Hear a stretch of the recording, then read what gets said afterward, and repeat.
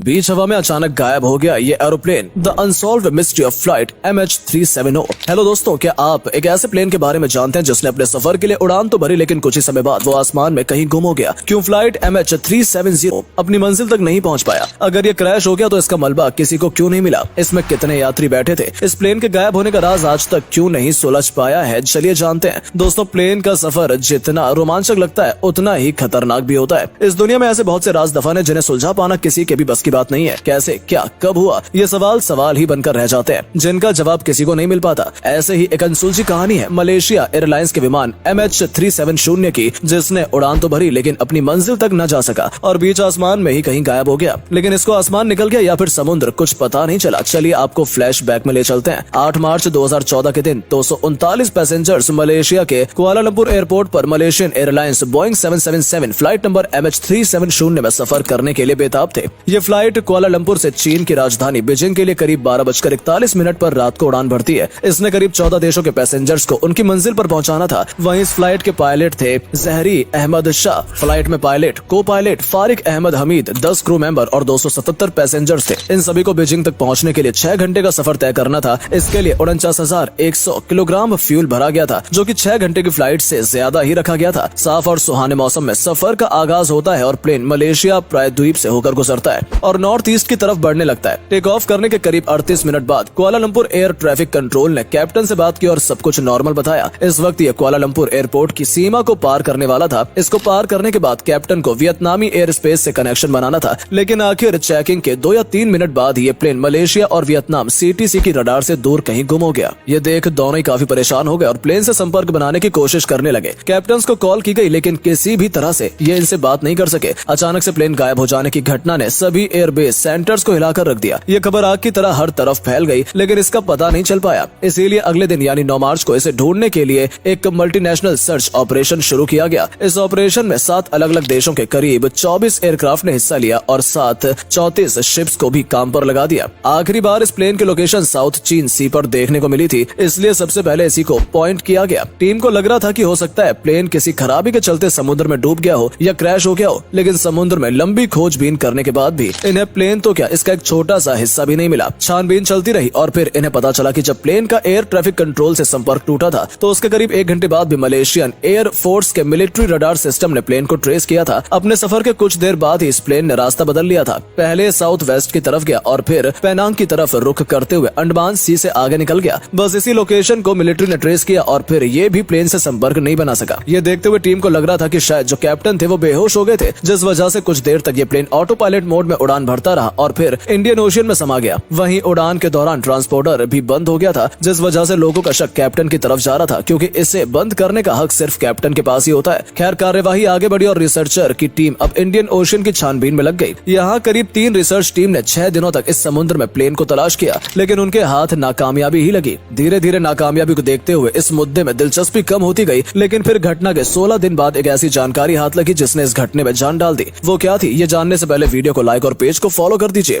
Team को पता चला कि मिलिट्री रडार से कनेक्शन टूटने के बाद प्लेन का कनेक्शन एक सैटेलाइट से बन रहा था, जिसके मुताबिक मिलिट्री रडार की पहुंच से बाहर जाने के बाद इसने एक टर्न लिया था और फिर ये 5 घंटे तक इसी रास्ते पर आगे बढ़ता गया था और फिर ऑस्ट्रेलिया से होते हुए ये साउथ इंडियन ओशियन में कहीं गुम हो गया, जिसके बाद इसका किसी से भी संपर्क नहीं हुआ। इस जानकारी के बाद भी सिर्फ सर्च ऑपरेशन शुरू हुआ और पूरी टीम ने समुद्र का चप्पा चप्पा छान मारा, लेकिन उन्हें इस प्लेन का कहीं भी नामो निशान नहीं मिला। अब इस खोज को ऐसे ही बिना किसी रिजल्ट के छोड़ दिया गया और 1 साल गुजर गया, लेकिन फिर इस केस ने 1 साल बाद आग पकड़ी। साल 2015 में एक छोटे से टापू रियूनियन पर एक प्लेन का टुकड़ा मिला। जब इसको देखा गया तो पता चला कि ये फ्लाइट MH370 के विंग का एक हिस्सा है, लेकिन साउथ इंडियन ओशियन जहां प्लेन को आखिरी बार ट्रेस किया गया था उससे 4000 किलोमीटर दूर मेडागास्कर में ये टुकड़ा आया कहां से? जब इस बात का पता लगाया तो समझ आया कि साउथ इंडियन ओशियन का जो कचरा होता है वो अफ्रीका की तरफ ही आता है। ये जानने के बाद यहाँ के आसपास के इलाकों को छाना गया, जहाँ से 31 टुकड़े हाथ लगे, लेकिन इसमें भी सिर्फ 3 को फ्लाइट MH370 से जोड़ा गया था। लेकिन अभी प्लेन क्रैश की कोई पुख्ता जानकारी या सबूत नहीं था, इसलिए साउथ इंडियन ओशियन में रिसर्च टीम पहुंच गई, लेकिन उन्हें भी कुछ नहीं मिला। 3 साल तक इस प्लेन के बारे में खोज चलती रही, लेकिन फिर आखिरकार नवंबर 2017 में इस ऑपरेशन और फ्लाइट 370 का किस्सा पूरी तरह से बंद कर दिया गया। भले फ्लाइट 370 की फाइल्स पर धूल चढ़ गई हो, लेकिन आज भी यह हादसा लोगों के दिलो दिमाग पर छाया हुआ है। हर किसी के दिमाग में यही सवाल घूमता है कि ये फ्लाइट आखिर गई कहां? चलिए जानते हैं। वैसे तो इस प्लेन के बारे में बहुत सी अफवाहें उड़ाई गई है, लेकिन उसकी सच्चाई क्या है कोई नहीं जानता, पर जो इस प्लेन के गायब होने से जुड़ी जानकारी हम लाए हैं, ये काफी हद तक सही साबित हो सकती है। पहली है टेक्निकल प्रॉब्लम। जी हम सभी जानते हैं कि जब इस फ्लाइट ने उड़ान भरी थी तो इसमें 227 पैसेंजर, 10 क्रू मेंबर, 2 फ्लाइट की कमान संभाले पायलट मौजूद थे। लेकिन प्लेन में सिर्फ इन्हीं लोगों का वजन नहीं था, बल्कि इस प्लेन पर 11,000 किलोग्राम लगेज भी था और इस लगेज में कई लिथियम आयन बैटरीज भी रखी गई थी। सफर के दौरान इन बैटरीज से काफी ज्यादा रिस्क बना रहता है, क्योंकि उड़ान भरते वक्त अगर इस पर किसी भी तरह का दबाव या वजन डाला जाता है या फिर हीट मिलती है तो ये फट जाती है। और सिर्फ ऐसा मानना ही नहीं है, बल्कि कई बार देखा भी गया है। ऐसे में पायलट को तुरंत इमरजेंसी लैंडिंग करानी पड़ती है। ऐसा इस केस में भी हुआ होगा और इमरजेंसी लैंडिंग कराते वक्त ये प्लेन क्रैश हो गया होगा। लेकिन यहाँ भी एक सवाल अपने हाथ खड़ा करता है और वो ये है कि प्लेन इंडियन ओशियन तक पहुंचा कैसे। इसका जवाब भी अब तक किसी के पास नहीं है। वहीं दूसरी पॉसिबिलिटी की तरफ नजर घुमाए तो कहा जाता है कि फ्लाइट जब टेक ऑफ कर रही थी तब एयरपोर्ट पर 2 लोगों को फेक पासपोर्ट के साथ पकड़ा गया था। इन्हें देखकर ये पॉसिबिलिटी जताई जाती है कि शायद 2